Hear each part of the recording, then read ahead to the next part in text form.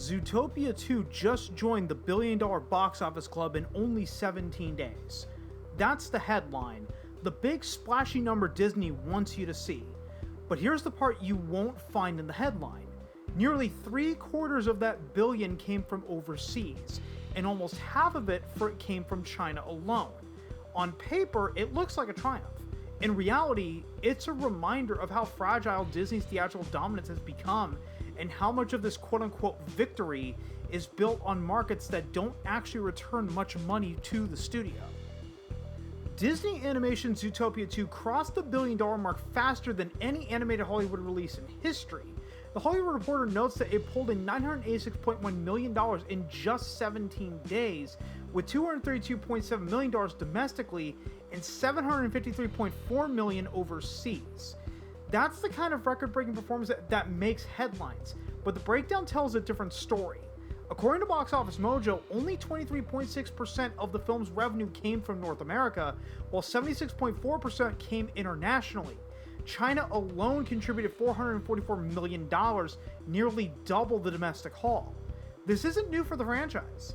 Back in 2016, the original Zootopia earned just over $1 billion worldwide, but nearly 2/3 of that came from international markets. Compare that to Moana, released the same year, which resonated far more with North American audiences. Moana became the cultural touchstone, while Zootopia was the global performer. That pattern has only intensified with Zootopia 2, where the domestic audience is almost an afterthought compared to the international surge. And here's the catch. China is one of the worst markets for studios to actually profit from. The Chinese government keeps 75% of ticket revenue, meaning that Disney only sees a fraction of that $444 million. So while the headline screams billion-dollar success, the reality is that Disney's actual return is far smaller. The billion-dollar club is more about optics than economics. We've seen this dynamic before with Ne Zha 2, the Chinese animated blockbuster that grossed $2.2 billion worldwide. It became the highest grossing animated film of all time and the 5th highest grossing film ever, unadjusted for inflation. But almost all of that money came from China. When A24 released the English dub in North America, it made only $23.3 million domestically. Ne Zha 2's success was monumental, but it was also geographically limited, if I can talk today. Its global headline masked the fact that its box office was overwhelmingly concentrated in one market. Zootopia 2 is following the same path. Yes, it's technically a billion-dollar film, but the majority of that number is tied to a market where Disney doesn't reap the rewards. The Hollywood Reporter celebrates the speed of its climb, noting it's the fastest animated film to hit the milestone. But the real story is how dependent Disney has become on international markets to prop up its box office narrative. And this is where we need to step back and talk about the billion-dollar box office club itself. Jurassic Park in 1993 was the first film to cross that line, followed by Titanic in 1997 and Star Wars Episode 1: The Phantom Menace in 1999. These weren't just movies that made money, they were cultural events. People lined up multiple times, they quoted the dialogue, they carried those stories into everyday life. Adjusted for inflation, Gone with the Wind still holds the crown with over $3 billion in today's money. But unadjusted, those three films were the pioneers of the billion-dollar milestone. Back then, joining the club meant a film had truly resonated with audiences across demographics and continents. That rarity began to fade in the 2010s. As international markets like China opened up to Western entertainment, and as domestic ticket prices steadily climbed, billion-dollar films became far more common. Suddenly, it wasn't just Titanic or Jurassic Park level phenomena that crossed the line. It was a handful of films every year. The milestone became less about cultural resonance and more about economics, higher ticket prices, wider distribution, and the sheer scale of international markets. The exclusivity of the club was diluted, and the headline became more about optics than about genuine audience connection. And here's where box office success doesn't always prove quality. Pirates of the Caribbean on Stranger Tides is the highest grossing entry in that franchise, yet many fans and critics consider it the weakest film in the series. The billion-dollar figure didn't make it beloved, it just made it expensive. Compare that to Zootopia and Moana, both released in 2016. Zootopia earned nearly twice as much as Moana, but ask yourself, how many kids are still singing How Far I'll Go? How many Halloween costumes, TikTok trends, and karaoke nights have been fueled by Moana's soundtrack? Meanwhile, Zootopia's characters, Judy Hopps and Nick Wilde, don't have the same cultural footprint. You might remember Judy's name, but Nick's? Most people would have to look it up. Box office numbers don't always translate into cultural longevity, and this isn't an isolated case. Hollywood is full of what I call the bad billionaires, movies that made enormous money but left lasting damage. Transformers: Age of Extinction is the textbook example.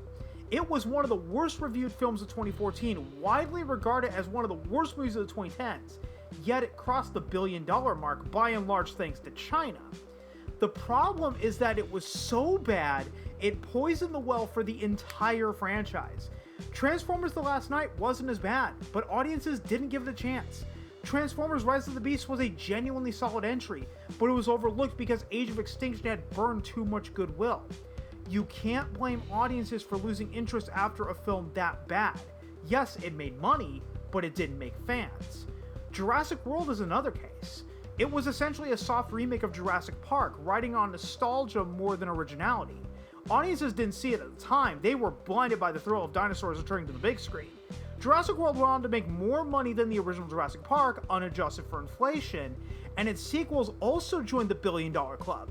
But now, with hindsight, audiences recognize it for what it was, a nostalgia-driven retread. The $1 billion headline masked the fact that it was creatively hollow. And then there's Star Wars Episode 8: The Last Jedi. A film that didn't just divide audiences, it fractured the fandom in ways the prequels never did. The Last Jedi made over $1 billion, but the damage it inflicted onto the Star Wars brand was immense. Entire segments of the fanbase just walked away, and the franchise has struggled to recover ever since. The $1 billion headline didn't save it from being one of the most divisive Star Wars films in history. This is the essence of the headline economy. Studios chase $1 billion headlines because they're easy to market, easy to spin into victory laps, and easy to sell to investors. But headlines don't equal cultural footprint.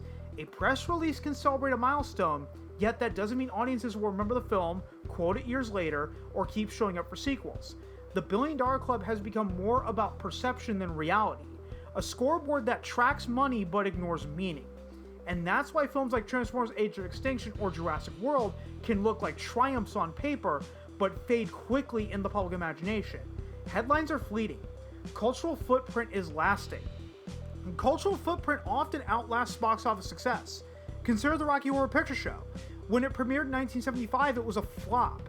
Critics panned it, audiences overlooked it, and it seemed destined to fail. Yet the film found new life through midnight screenings, evolving into a cult phenomenon. Even 50 years later, theaters continue to sell out these late-night showings, despite the film's availability on DVD, Blu-ray, PVOD, and 4K Blu-ray. Why? Because Rocky Horror transcends being just a movie. It's an experience. Watching it alone at home can feel dull, but sharing it with a crowd that knows the callbacks, throws rice and toast, and sings along turns it into something unforgettable. This is cultural longevity, if I can talk today once again. A footprint that box office numbers alone can't capture. This trend highlights a larger issue. Disney's theatrical success increasingly depends on markets outside North America. These markets are volatile, heavily regulated, and less profitable, making this reliance risky. Moreover, the cultural impact of Disney's films varies widely. In North America, Moana emerged as the defining animated film of 2016, not Zootopia. The same pattern continues with Zootopia 2. While it's a global powerhouse, domestically it's overshadowed by other films that resonate more deeply with local audiences. The $1 billion headline tells one story, but the cultural reality tells another. And this is where the disconnect becomes most obvious. Studios like Disney are chasing headlines because headlines are easy to measure, easy to market, and easy to spin into success stories. But audiences don't live in headlines. They live in cultural memory, in songs that get sung for years, in characters that become household names, in experiences that people want to relive again and again. Zootopia 2 may have the $1 billion badge, but it doesn't have the cultural staying power of Moana, Frozen, or even Rocky Horror. The headline economy can buy attention, but it can't buy longevity. In the end, Zootopia 2's $1 billion success is more symbolic than substantive. Disney gets the bragging rights, the press release, and the investor confidence that comes with joining the $1 billion club. but the economics are fragile. The cultural footprint is shallow, and the reliance on international markets makes the victory less secure than it appears. The headline is the win, not the movie itself. What lasts is cultural footprint. The songs, the characters, the experiences that audiences carry with them long after the credits roll. Disney may have won the headline economy with Zootopia too, but the real victory lies in creating films that audiences want to revisit, rewatch, and relive. Without that, the $1 Billion Club is just a number and not a legacy.